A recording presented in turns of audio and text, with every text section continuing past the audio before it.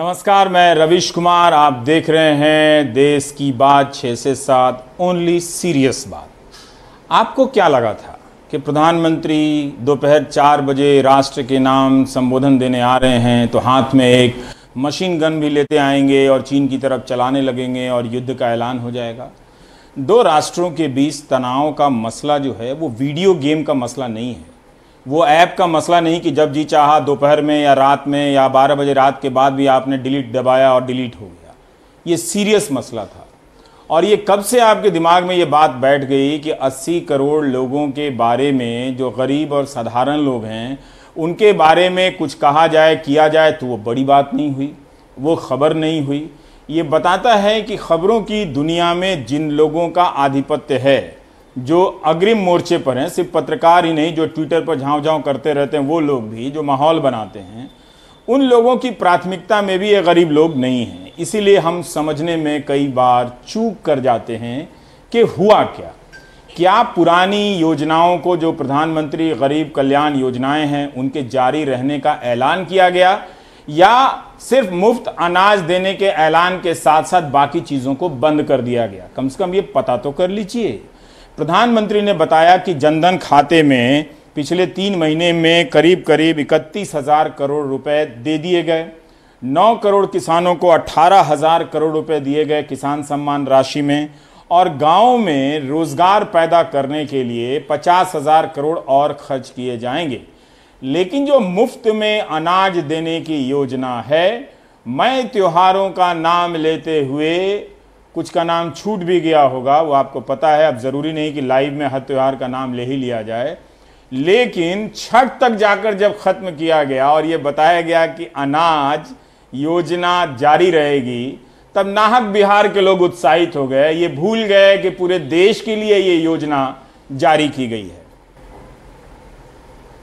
अब आप देखिए, अभी 5 जुलाई को गुरु पूर्णिमा है, फिर सावन शुरू हो रहा है, फिर 15 अगस्त आएगी, रक्षाबंधन आएगा, कृष्ण जन्माष्टमी आएगी, गणेश चतुर्थी आएगी, ओणम होगा, और आगे जाएं तो काटी बिहू है, नवरात्रि है, दुर्गा पूजा है, दशहरा है, दीपावली है, छठी मैया की पूजा है। त्योहारों का ये समय जरूरतें भी बढ़ाता है, खर्च भी बढ़ाता है। इन सभी बातों को ध्यान में रखते हुए ये फैसला लिया गया है कि प्रधानमंत्री गरीब कल्याण अन्न योजना का विस्तार अब दिवाली और छठ पूजा तक, यानी नवंबर महीने के आखिर तक कर दिया जाएगा। यानी 80 करोड़ लोगों को मुफ्त अनाज देने वाली ये योजना अब जुलाई, अगस्त, सितंबर, अक्टूबर, नवंबर में भी लागू रहेगी। सरकार द्वारा इन 5 महीनों के लिए 80 करोड़ से ज्यादा गरीब भाई बहनों को हर महीने परिवार के हर सदस्य को 5 किलो गेहूं या 5 किलो चावल मुफ्त मुहैया कराया जाएगा। और साथ ही प्रत्येक परिवार को हर महीने 1 किलो चना भी मुफ्त दिया जाएगा। साथियों, प्रधानमंत्री गरीब कल्याण अन्न योजना के इस विस्तार में 90,000 करोड़ रुपए से ज्यादा खर्च होंगे। और अगर इसमें पिछले 3 महीने का खर्च भी जोड़ दें तो ये करीब 1.5 लाख करोड़ रुपया हो जाता है। 80 करोड़, 80 करोड़, 80 करोड़। अगर आप राजनीति को समझने वाले प्राणी हैं तो प्रधानमंत्री का टारगेट ऑडियंस आप आसानी से समझ सकते हैं। इसका मतलब ये नहीं कि उन्होंने बाकी के मिडिल क्लास को छोड़ दिया, बिल्कुल ही नहीं छोड़ा। उन्होंने ईमानदार टैक्स पेयर को का शुक्रिया अदा किया इस लड़ाई में कि उनकी वजह से ही ये सब संभव हो पा रहा है। ये बड़ी बात नहीं है कि ऐसे वक्त में ईमानदार आयकर दाताओं का शुक्रिया अदा किया गया है। अभी 2 दिन पहले ही पेट्रोलियम मंत्री धर्मेंद्र प्रधान क्या बता रहे थे कि पेट्रोल और डीजल के दाम क्यों बढ़े। वो ये बता रहे थे कि इन सब योजनाओं के कारण ये टैक्स बढ़ाए गए हैं, पेट्रोल और डीजल के दाम बढ़ाए गए हैं क्योंकि इन गरीबों को मदद देनी थी। उनके कहने का ये तरीका था, लेकिन प्रधानमंत्री के कहने का तरीका थोड़ा शालीन था।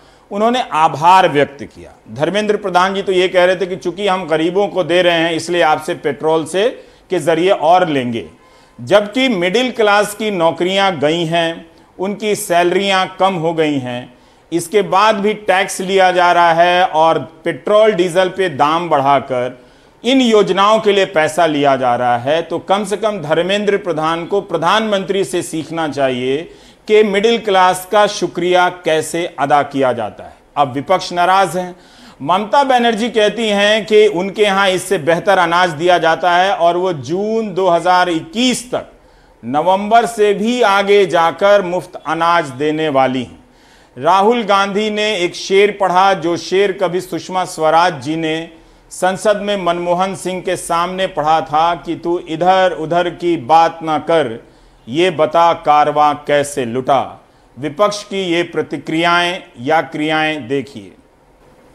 बिहार मॉडल अगर अडॉप्ट कर लेते हैं प्रधानमंत्री जी, तो आप समझिए कि कोरोना का भय ही नहीं रहेगा किसी को। सारी चीजें जो हैं, बिहार में ऐसी स्थिति है, आईएएस को हो रहा है, आईपीएस को हो रहा, अब तो मंत्री को हो गया, और एक दिन पहले शादी होती है, अगले दिन दूल्हा की मृत्यु हो जाती है और उसके वजह से 150 बारातियों को कोरोना पॉजिटिव हो जाता है। जांच की संख्या में सबसे धीमी गति से जो है, सबसे फीसदी अगर कोई है जांच कराने में, तो बिहार सरकार है। ना रैंडम टेस्टिंग हो रही है। एकमात्र डेडिकेटेड हॉस्पिटल है कोरोना को लेकर के, एनएमसीएच, वो भी थोड़ी सी बारिश में वो भी डूबने लगता है। तो यहाँ जो बदइंतजामी है वो पूरी तरीके से स्थिति को और भयावह बनाता है। और यहाँ सरकार को, तो हम बार बार कह रहे हैं, यहाँ सरकार में बैठे हुए लोगों को कोरोना से लड़ना चाहिए। तो ये लोग अपनी चुनावी तैयारी कर रहे हैं, इनको चुनाव की चिंता है, ना कि लोगों की चिंता है। वेंटिलेटर्स की कमी है। अभी भी आप देखिएगा, कई डॉक्टर्स, कई पुलिसकर्मी कोरोना पॉजिटिव हो गए हैं। और कहीं भी शहर में, गांव में, कहीं भी चले जाइए, कहीं भी कोई ऐसा एहसास ही नहीं हो रहा कि कोरोना कोई बीमारी थी। अगर नरेंद्र मोदी जी अच्छे से पता करें, समीक्षा करें, देखें, तो बिहार को अगर अडॉप्ट कर लेंगे तो लगेगा कि कोरोना जो था एक इतिहास था। विपक्ष तो सवाल कर रहे हैं कि अगर पूरे देश का डाटा उठा के देखा जाए तो आपका जो टेस्टिंग का जो रेशियो है बिहार में, वो सबसे कम है, जो 1 लाख में पर लाख होनी चाहिए। ऐसा है कि 2.25 लाख टेस्ट हो चुके हैं बिहार में अभी तक। 10,000 की हमारी टेस्टिंग कैपेसिटी हो गई है, जो अन्य राज्यों से बहुत ऊपर है। और आने वाले दिनों में लक्ष्य है कि अगले 5 दिनों में से 15,000 करने का। लेकिन कुछ लोग अंधे होते हैं, उनको दिखाई नहीं देता है, तो उनको दिखवाने का प्रयास नहीं करना चाहिए। इवन विपक्ष का ये भी सवाल है कि ये घोषणा कम और चुनावी जो है, दिवाली, छठ, ये सब जो है। बिहार में विपक्ष कौन है? कहाँ है? विपक्ष तो नगण्य है। पहले विपक्ष ढूंढिए आप लोग, उसके बाद बात करेंगे। और ওনারা নভেম্বর পর্যন্ত করেছেন, তো আমি এটা আগামী বছর জুন মাস পর্যন্ত বাড়িয়ে দিলাম ফ্রি রেশন। আগামী বছর জুন মাস পর্যন্ত বাড়িয়ে দিলাম যাতে লোকে দুটো খাদ্য খেতে পারে। तो एक तरह से आपने देखा कि तुरंत अच्छा लगा, वो अहंकार भी अच्छा लगा कि बिहार में विपक्ष कौन है, ढूंढिए आप लोगों को। ये भी अच्छा है कि इस तरह का तैश और ताव तो होना ही चाहिए। वैसे बिहार में यूनिवर्सिटी नहीं है, आप देख लीजिए जो यूनिवर्सिटियां हैं उनकी हालत क्या है, और अस्पताल है उनकी हालत क्या है, वो उन्हीं को लेकर घुमाया जाए तो दिख सकते हैं। तो उन्हें विपक्ष को देखने की जरूरत नहीं है।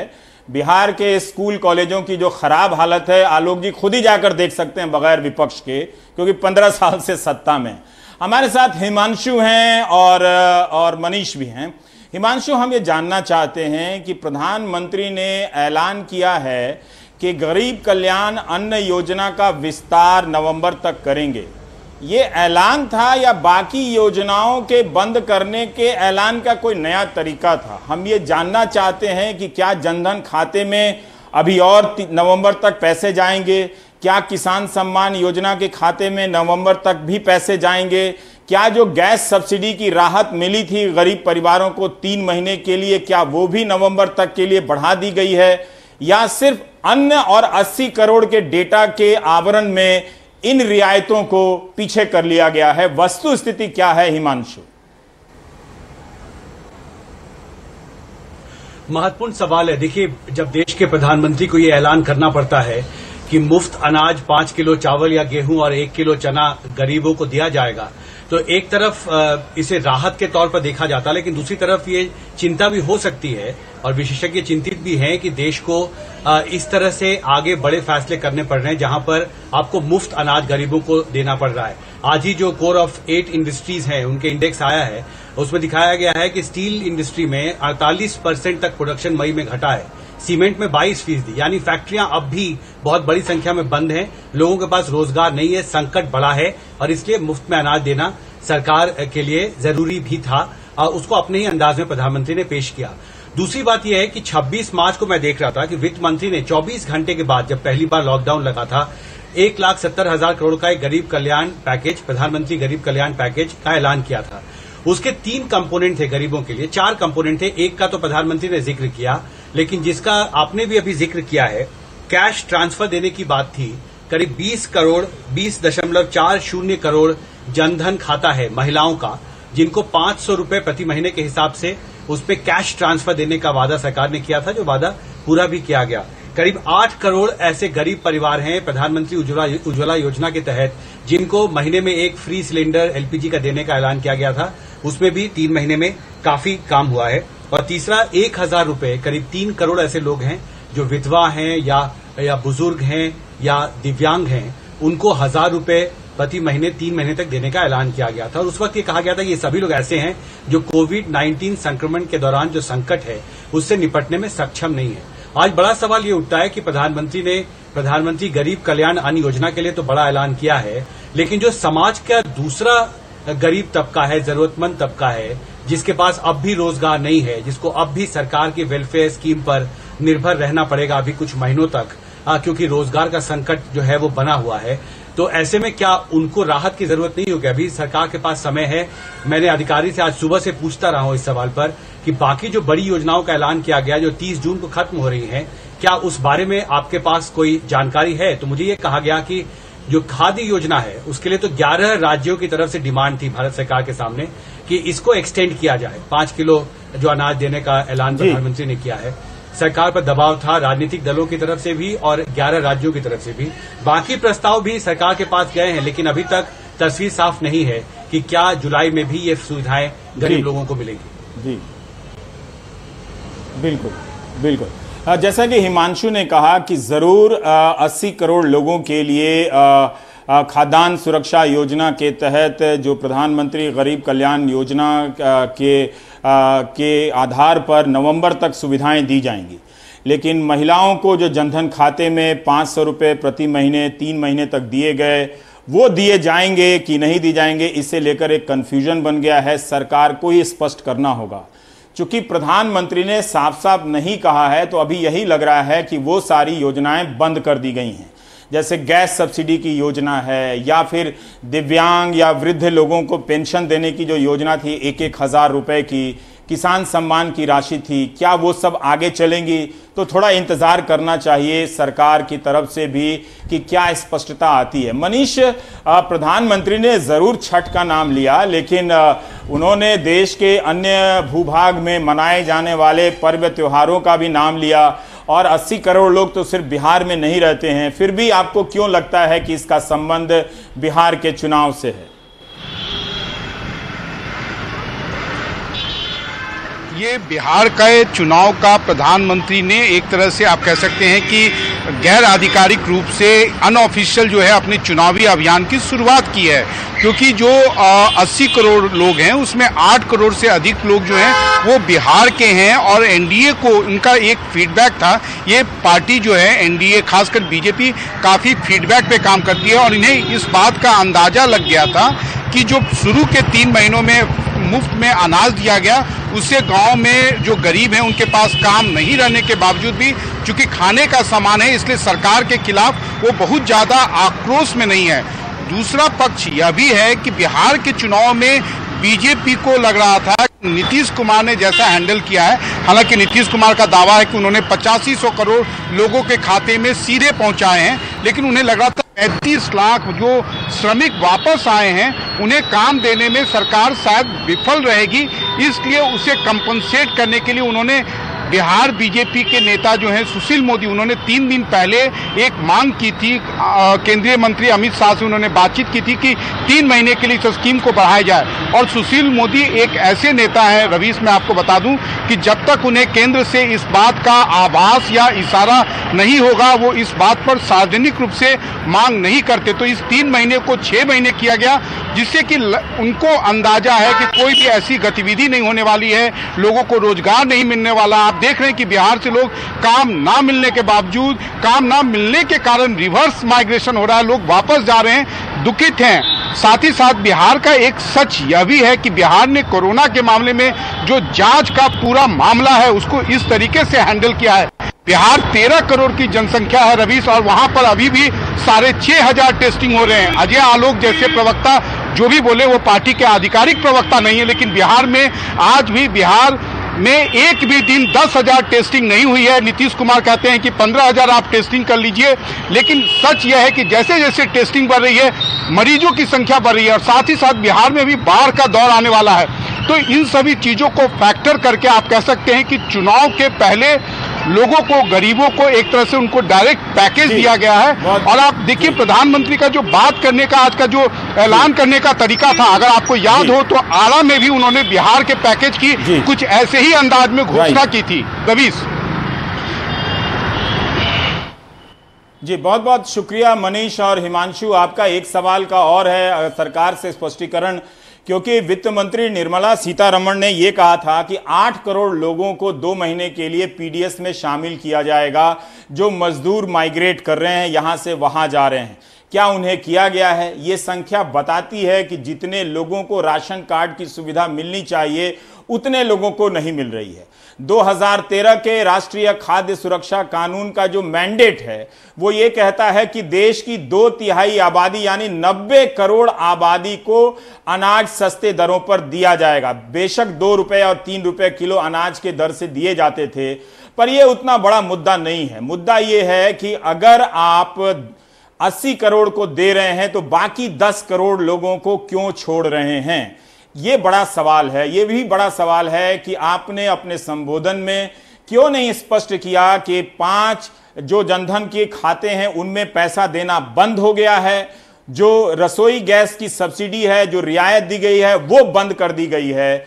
अगर आप विस्तार की जानकारी दे रहे हैं तो बंद करने की भी जानकारी देनी चाहिए थी, ताकि हेडलाइन में दोनों तरफ चीजें जाएं कि जनधन, किसान सम्मान, पेंशन में जो मदद दी गई वो बंद, मुफ्त अनाज रहेगा जारी, इस तरह का हेडलाइन जाता। लेकिन हो सकता है कि सरकार के पास मौका हो। इसी मौके पर हम गए जो खाद्य सुरक्षा मंत्री हैं, फूड आपूर्ति मंत्री हैं रामविलास पासवान, उन्होंने तुरंत स्वागत किया और हम उनके ट्विटर पर जाकर देखने गए कि जनता क्या लिख रही है।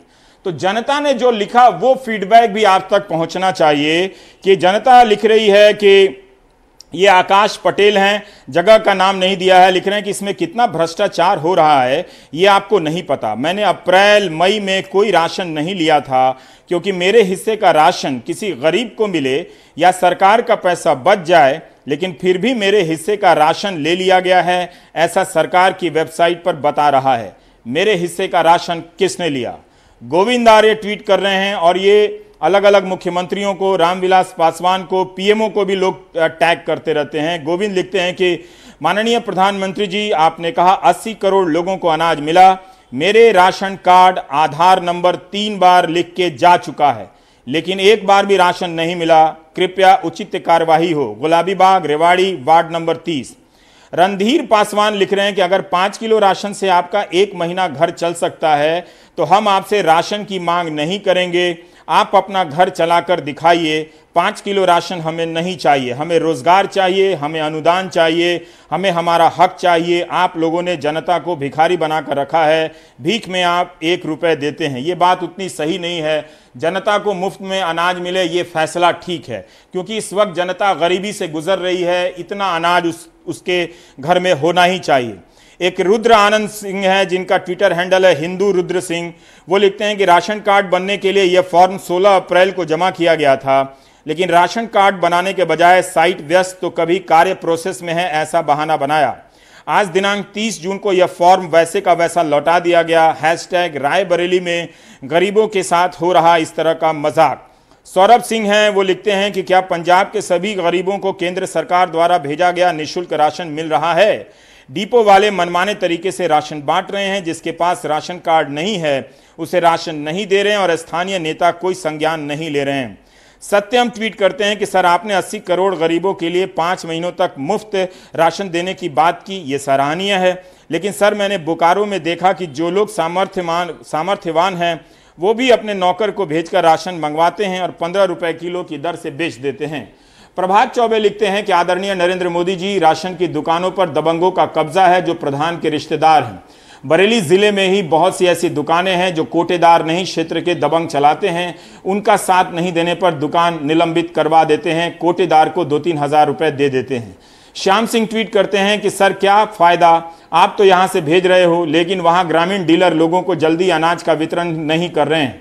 मार्च महीने का अप्रैल का मई में हो रहा है, लोगों को पता ही नहीं चल रहा किस महीने का कब मिला है, बहुत कंफ्यूजन है। रंजीत ट्वीट कर रहे हैं कि माननीय मंत्री जी, हमारे यहाँ राशन वितरण में बहुत गड़बड़ी हो रही है, राशन वितरण में अपनी मनमानी कर रहे हैं, जो सरकार द्वारा तय अनाज है उससे कम दिया जा रहा है, कृपया करके इस विषय पर ध्यान दें, धन्यवाद। जिला सिवान, पोस्ट बसंतपुर, पंचायत सूर्यपुरा। प्रद्युम्न प्रताप सिंह लिख रहे हैं कि मेरे राशन डीलर कई वर्षों से अनाज हर 5 किलो में से 1 किलो कम हर कार्ड धारक को देता है, हर किलो पे 1 रुपया ज़्यादा लेता है, बहुत बार समझाने पर कोई सुनवाई नहीं, कृपया सहायता करें।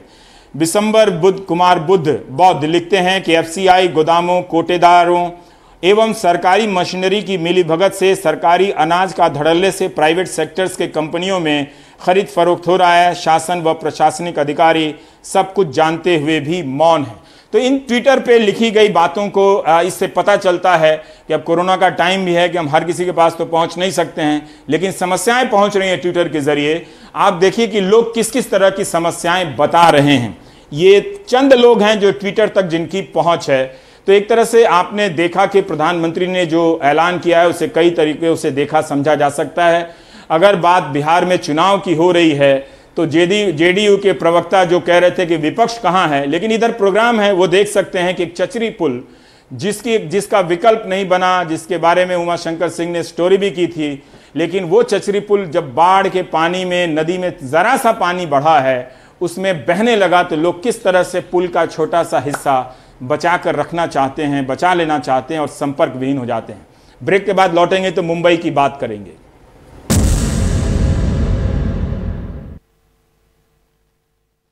चचड़ी पुल जो था वो पूरी तरीके से बह गया हुआ है। अब जो है यहाँ से लोगों की यातायात वो महज नाव के ही जरिए होगा। मूल सुविधा बाजार जाना है या कुछ ज़रूरत की चीज़ें वो लाना है तो वो सिर्फ आप ला सकते हैं नाव से जाकर। बाकी पढ़ने जैसे कोचिंग सेंटर, हाई स्कूल, ये सारी चीज़ें अब बंद रहेगी यहाँ से 3 महीने तक। हम लोग किस दशा दुर्दशा में जी रहे हैं इसका सुध लेने वाला तो खैर अभी कोई नहीं है, लेकिन जब इलेक्शन करीब आएगा तो सभी नेता आएंगे और वादे करेंगे, हम पुल बनवा देंगे, ये कर देंगे। लेकिन इसी वादे का शिकार हम तो अपनी अकल में हुए, ये हमारे पूर्वजों ने इसी वादे का शिकार हुए। चाहे वो कांग्रेस का टाइम हो या बीजेपी का टाइम हो। 2 बार इस क्षेत्र से शकील साहब भी एमपी रह चुके हैं, हुकुम देव बाबू भी 3 बार रहे हैं, वह उनके पुत्र अशोक यादव भी अभी एमपी है। लेकिन वादा सभी ने किया, लेकिन वादे पे खड़े कोई नहीं उतरे। यही वजह है कि हम लोग को दर दर की ठोकर खाकर इसी नदी में जान जोखिम में डालकर नाव से नदी के उस पार जाना पड़ता है मूल सुविधा की चीज़ लाने के लिए। इससे पहले नदी में चेचरी पुल था, अभी देखिए दरिया में पानी आ गया। पानी आने के बाद जो है वो पुल तो चेचरी पुल धंस गया, अब नाव चल रही है। अगर आदमी यहाँ से नहीं जाएंगे तो उनका नमक तेल सब्जी कैसे आएगा? बसैठा ही हम लोगों का जो भी कुछ है बसैठा ही है। अगर बसैठा हम लोग नहीं जाएंगे तो हमारी ज़रूरत पूरी नहीं होगी, हमारे घर में चूल्हा नहीं जलेगा। 15 साल नीतीश जी जो है हुकूमत किए यहाँ बिहार में, लेकिन आज तक जो है हम लोगों का समस्या हल नहीं हुआ। हॉस्पिटल ले जाना होता है, वही खाट पे रखते हैं। अगर कोई डिलीवरी केस है तो खटिया पे रख के 4 आदमी 6 आदमी मिल करके जो है उसको ले जाते हैं ड्योढ़िया में। बारिश के दिन में तो बड़ी परेशानी हो जाती है, गिरते पड़ते कैसे भी करके जो है हम लोग खटिया पे रख के ले जाते हैं।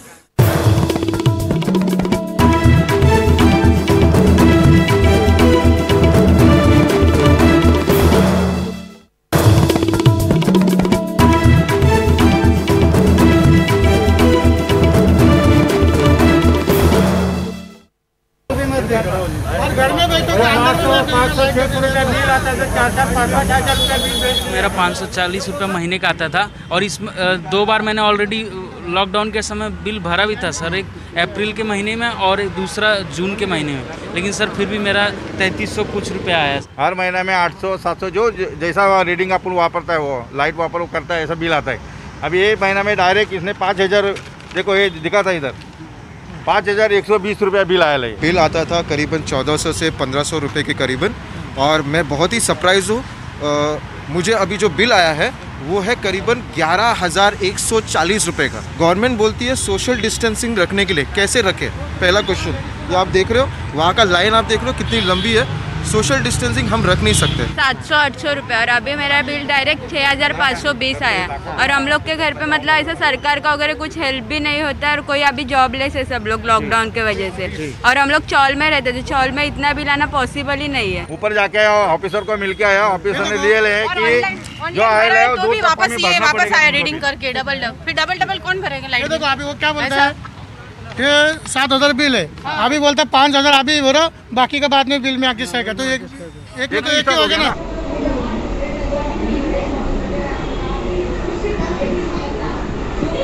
ऑनलाइन भरने का मेरा एवरेज इतना ही 1800 2000 तक 1500 आता है कभी कभी, लेकिन अभी इस बार सीधा जून का महीना 6900 आया है, जिसे मैं कल ऑफिस गया था दिखाने के लिए। तो उन्होंने कंपनी ने सिर्फ रजिस्टर लिख के लिखा।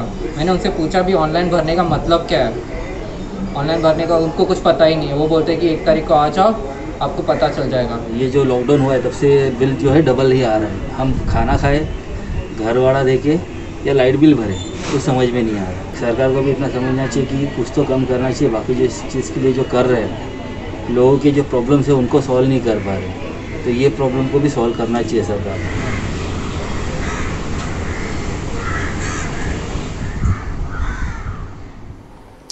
मुंबई में बिजली बिल के बढ़ने के कारण विस्फोट हो गया है। सवाल यह है कि क्या इस दौरान लोगों की मजबूरी का फायदा उठाकर इन बिजली कंपनियों ने उनकी गर्दन ज्यादा मरोड़ी है, ज्यादा बिल भेजे। फिल्म अभिनेत्री हुमा कुरैशी ने भी ट्वीट किया कि पिछले महीने तक 6000 रुपए का बिल आता था, अब 50,000 का आया है। क्या ये लोगों की मजबूरी का फायदा उठाया जा रहा है? बीजेपी के विधायक ही अडानी पावर कंपनी जो है उसके खिलाफ प्रदर्शन कर रहे हैं। सोहित मिश्रा हमारे साथ हैं। सोहित, जरा बताइए कि मुंबई में डिस्ट्रीब्यूशन किन किन कंपनियों के पास है, और क्या ये बिजली बिल बढ़ने की समस्या अडानी के अलावा दूसरी वितरण कंपनियों के साथ भी है, और सरकार क्या कर रही है इसे लेकर? रवि जी, देखिए, अगर मुंबई और उसके आसपास के इलाकों की बात करें तो पहले जो अभी हमने दिखाया उसमें से अधिकांश जो थाने के हमने लोगों की जो बात दिखाई, वहाँ पर एमएससीबी जो खुद सरकार के का जो डिस्ट्रीब्यूशन है, इलेक्ट्रिसिटी डिस्ट्रीब्यूशन, उससे जुड़े हुए ग्राहक हैं। उसके अलावा अडानी हैं, बीएसटी की बात कर लें, टाटा की बात कर लें, तो ऐसे कई अलग अलग जो ऐसे हैं कंपनीज, इलेक्ट्रिकल कंपनीज जो बिल देते हैं, और लगभग सभी जगहों पर इस बार जो बिल आया हुआ है वो आम बिल जो लगातार लोग भरते आ रहे हैं उससे कम से कम 2 से 3 गुना ज्यादा हुआ है, कहीं कहीं पर तो 5 से 7 गुना भी ज्यादा हुआ है। और इसके लिए जो हम देख रहे हैं कि आज सुबह भी एमएसईबी के दफ्तर के बाहर लंबी कतार लगी हुई थी, केवल लोग शिकायत करने के लिए कतार लगाए हुए थे, ना ही सोशल डिस्टेंसिंग है ना ही कुछ है। लोगों का जहां पर कहना है कि उन्होंने इतने ज्यादा यूनिट का इस्तेमाल नहीं किया हुआ है। जरूर हो सकता है कि पहले की तुलना में, क्योंकि वर्क फ्रॉम होम हो चुका है, तो अगर 150 यूनिट आता होगा तो उसके यहाँ पर 250 से 300 यूनिट आएगा। लेकिन अगर सीधा आप 3000 के बिल के यहाँ पर 11, 12, 15 हजार तक के बिल अगर लोगों के आ रहे हैं तो उसे लेकर लोग सवाल उठा रहे हैं। लोगों की परेशानी ये भी है, उनका कहना है एक तो लॉकडाउन में कई लोगों की जो नौकरी है वो चली गई है, कई लोगों की जो कटौती की गई है उनके सैलरी में, उसके अलावा बच्चों के फीस भरना है, और उन सब के बीच में लोग इतने परेशान हैं और उसके बीच में इस तरह का बिल लोगों का आया हुआ है। सरकार की जहां तक बात की जाए तो सरकार की ओर से आज ये कहा गया, पहले तो कहीं ना कहीं इशारों में सरकार ने कहा कि नहीं, जो भी हुआ है वो सही हुआ है, क्योंकि पिछले 2-3 महीने में क्योंकि सब जगह पर लॉकडाउन था तो लोग आकर रीडिंग नहीं ले रहे थे मीटर का और एक एवरेज बिल दिया जा रहा था। और अब एवरेज बिल के बाद इस बार जब रीडिंग लिया गया है तब पूरा बिल दिया गया है। और एक जो बात की गई है जिसे लेकर लोग सवाल उठा रहे हैं वो यह है कि सरकार खुद कह रही है कि आप किस्तों में भरिए। लोगों ने कहा कि हम किस्त किन चीजों के लिए लें, पेट्रोल के दाम बढ़ गए हैं, डीजल के दाम बढ़ गए हैं, स्कूल वाले फीस मांग रहे हैं, ऑफिस ने सैलरी कम कर दी है, और इन सब के बीच आप कह रहे हैं कि किस्तों में हम दें, और ये संभव नहीं है। और लोगों का कहना है कि इतना हमने इस्तेमाल ही नहीं किया जितना बिल आया हुआ है। और इसी को लेकर सब जगहों पर अभिनेताओं की बात कर लें, हुमा कुरैशी से लेकर तापसी पन्नू से लेकर बाकी लोग हों, या फिर यहाँ पर अगर हम बात करें जो आम आदमी है, हर कोई परेशान है। जी जी, बहुत बहुत शुक्रिया सोहित हमसे ये जानकारी देने के लिए। मुंबई के लोग परेशान हैं, लेकिन इस तरह की शिकायतें दूसरी जगहों से भी आ रही हैं, पर अब इन पर ध्यान ही कौन देता है। तो उम्मीद है कि सरकार, महाराष्ट्र सरकार संज्ञान लेगी और कुछ पहल करेगी। ब्रेक के बाद हम किसी और खबर की बात करेंगे।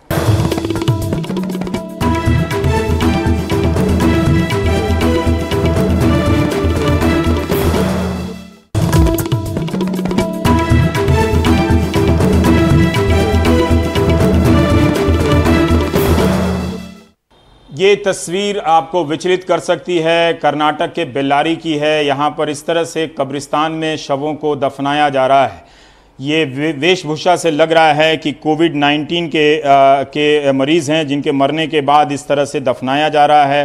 ये राज्य के स्वास्थ्य मंत्री श्री रामुलु भी बेल्लारी से ही आते हैं, और प्रशासन ने इन तस्वीरों की पुष्टि की है, मगर जांच के आदेश दिए गए हैं। एक गड्ढे में 4 लाशें दफन की गई हैं, जैसी खबरें निहाल ने बताई है, और कुल 2 गड्ढों में 8 लाशें दफन की गई हैं।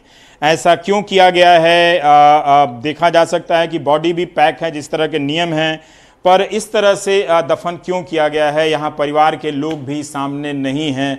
तो इसके जांच की बात अभी हो रही है। इसके ये दृश्य जो है बड़ा ही भयानक है और विचलित करने वाला है कि इस तरह से अमर्यादित तरीके से अंतिम संस्कार करने का फैसला किसका था और ये किस व्यवस्था के तहत इस तरह से किया जा रहा है। देश में राजनीति अपने रास्ते से चल रही है, ऑनलाइन रैलियों की बात हो रही है, लेकिन एक कमरे में सामाजिक और देश से दूरी के नियमों की धज्जियां उड़ाते हुए लोगों को बिठाया जाता है और 80 के दशक की तरह टीवी स्क्रीन लगाकर हम लोग या बुनियाद जैसे सीरियल की तरह रैलियों को दिखाया जाता है। इसका नाम इस देश में ऑनलाइन रैली दिया जाता है। अब देखिए राजनीतिक खबरें। कैबिनेट में शामिल होने वाले नामों पर अंतिम फैसला न होने के कारण मध्य प्रदेश की शिवराज चौहान सरकार का दूसरा विस्तार टल गया है। शिवराज चौहान और बीजेपी आलाकमान के बीच बैठकों के कई दौर होने के बावजूद नामों पर एक राय नहीं बन पाई। इस सिलसिले में शिवराज चौहान दिल्ली में प्रधानमंत्री मोदी, गृह मंत्री अमित शाह, बीजेपी अध्यक्ष जेपी नड्डा और बीजेपी में शामिल हुए ज्योतिरादित्य सिंधिया से भी मिले, लेकिन बात नहीं बनी। इस सब के बाद शिवराज चौहान आज मध्य प्रदेश लौट आए और इस पूरे मामले पर चुप्पी साधे रहे। मध्य प्रदेश में शिवराज सरकार के विस्तार में मुख्य समस्या कांग्रेस छोड़ बीजेपी में शामिल हुए 22 विधायकों से जुड़ी है। इनमें से 18 विधायक ज्योतिरादित्य सिंधिया के समर्थक हैं। सूत्र बता रहे हैं कि सिंधिया खेमा चाहता है कि उनके कोटे के 11 मंत्री इन 18 विधायकों में से बने। ऐसे में बाकी 4 विधायक नाराज हो जाएंगे। अगर उन्हें भी मंत्री बनाया गया तो बीजेपी सरकार में कांग्रेस के 15 बागी मंत्री बन जाएंगे। बीजेपी के वरिष्ठ नेताओं में इससे खलबली है। इसके अलावा 2 उप मुख्यमंत्री बनाने के फॉर्मूले पर भी सवाल हैं। केंद्रीय नेतृत्व मंत्रिमंडल में कुछ खास चेहरों को तवज्जो देने के भी खिलाफ है। इस सब के बीच कुछ नेता बगावत की भी धमकी देते दिख रहे हैं। प्रधानमंत्री नरेंद्र मोदी ने जैसे ही प्रधानमंत्री गरीब कल्याण योजना के तहत हर महीने हर व्यक्ति को 5 किलो मुफ्त अनाज और 1 किलो चना योजना का विस्तार नवंबर तक करने की बात कही, उसके कुछ ही देर में पश्चिम बंगाल की मुख्यमंत्री ममता बनर्जी ने बयान दिया कि बंगाल में अगले साल जून तक लोगों को मुफ्त राशन दिया जाएगा। ममता ने यह भी कहा कि उनकी सरकार द्वारा दिए जा रहे राशन की क्वालिटी केंद्र के दिए राशन से बेहतर है। ये भी कहा कि बंगाल में सिर्फ 60% लोगों को ही केंद्र का भेजा राशन मिलता है। ये राजनीति हो रही है और इसके बाद जब लौटेंगे तो हमारा जो सेगमेंट है, बहुत लोगों को लगता है कि आवाज़ उठा देने से कुछ हो जाता है तो हम आवाज़ उठा देते हैं। हमें तो नहीं लगता कि कुछ होता है, लेकिन फिर भी आवाज़ उठाने में जाता क्या है।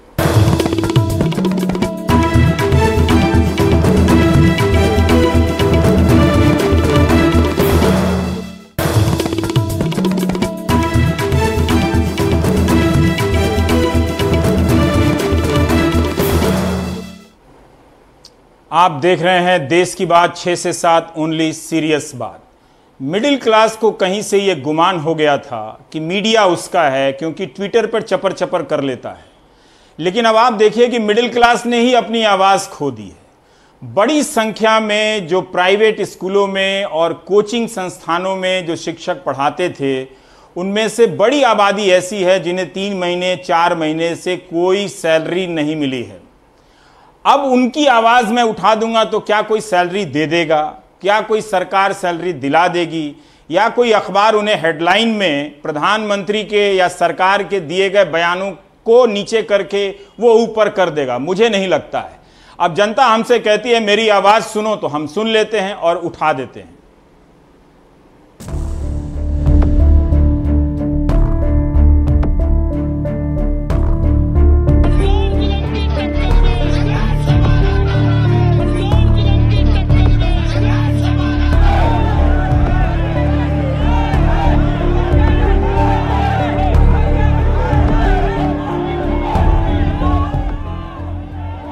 यकीनन कोई नहीं सुन रहा है, लेकिन फिर भी मैं उनकी आवाज़ आप तक सुना रहा हूं। प्राइवेट टीचर जिनकी आजीविका मंथली सैलरी से चलती थी, कोरोना वायरस के भय से सभी टीचर लगभग 3 माह से घर पर ही हैं, जिनको कॉलेज से सैलरी नहीं मिल पा रही है। इन लोगों के सामने एक बहुत बड़ा आर्थिक संकट पैदा हो गया है, जिनकी ओर सरकार भी ध्यान नहीं दे रही है। मैं सभी बुद्धिजीवी वर्ग का ध्यान इस ओर दिलाना चाहता हूँ। एक दूसरा मैसेज आगरा से आया है, एक शिक्षिका का जो एक प्राइवेट स्कूल में पढ़ाती हैं। उन्होंने लिखा है कि महामारी के कारण नौकरी चली गई क्योंकि स्कूल के मालिक ने सैलरी नहीं दी उन्हें और अन्य शिक्षकों को। सर, इसमें आप बताइए कि एक शिक्षक जो किराए पर रहता है अपनी मूलभूत आवश्यकता की पूर्ति कैसे करे? मैं खुद किराए पर रहती हूँ, शिक्षिका हूँ, इसलिए ऐसा कोई काम भी नहीं कर सकती जो मेरे स्वाभिमान को ठेस लगे, जिससे किंतु अपने परिवार की जिम्मेदारी है, मुझ पर नौकरी नहीं है। एक छात्र ने लिखा है कि नमस्कार सर, ग्रामीण क्षेत्र के विद्यार्थी अत्यधिक परेशान हैं क्योंकि वह प्रयागराज, लखनऊ जैसे बड़े शहरों में किराए पर कमरा लेकर पढ़ रहे थे, अपनी तैयारियां कर रहे थे, पर इस महामारी के दौरान उनकी कोचिंग संस्थान बंद हो गए और उन्हें वापस अपने घर आना पड़ा। उनका सामान किराए के मकान में ही पड़ा रह गया और 3 महीने से घर पर हैं। अब मकान मालिकों द्वारा उनको कॉल करके परेशान किया जा रहा है कि उन्हें मकान का किराया चाहिए। घर की आर्थिक स्थिति विद्यार्थियों की सही नहीं है, पर मकान स्वामियों द्वारा किराया दिए जाने पर जोर दिया जा रहा है। विद्यार्थी और अभिभावक अत्यंत परेशान हैं क्योंकि वह घर का ही खर्चा चलाने में असमर्थ हैं। वह कैसे 3 महीने या 4 महीने का भाड़ा 10 या 15 हज़ार दे पाएंगे? विद्यार्थियों को परेशान किया जा रहा है, मेरी आवाज़ उठाइए। इस तरह की आवाज़ें उठाने के लिए दिल्ली के छात्र भी गुजारिश करते हैं, बिहार के छात्र भी गुजारिश करते हैं, लेकिन मैं दावे के साथ कहना चाहता हूं कि वही छात्र हमसे गुजारिश करने के बाद हिंदू मुस्लिम डिबेट में खो जाते हैं। क्योंकि जब उनको लगता है कि जिंदगी अब बर्बाद हो गई, जिस चैनल को देख रहे थे वहां अब सुनवाई नहीं है, तो पकड़ो एक बेचारा खड़ा अकेले नक्कार खाने में तूती बजा रहा है, जिसको ना कोई देखता है ना कोई सुनता है, उससे कहो कि मेरी आवाज उठाए। लेकिन एक बात याद रखिएगा, प्राइम टाइम मैंने 1000 दफा कहा है कि ये वो दौर है जब जनता का अस्तित्व समाप्त हो गया, और ये वो पब्लिक है जो पब्लिक ही नहीं है। जब आप भीड़ बनकर सवाल करने वालों के पीछे दौड़ रहे थे, आज जब आपके पास सवाल हैं तो आपके पीछे या सामने कोई खड़ा नहीं है। आप देख रहे थे देश की बात 6 से 7। नमस्कार।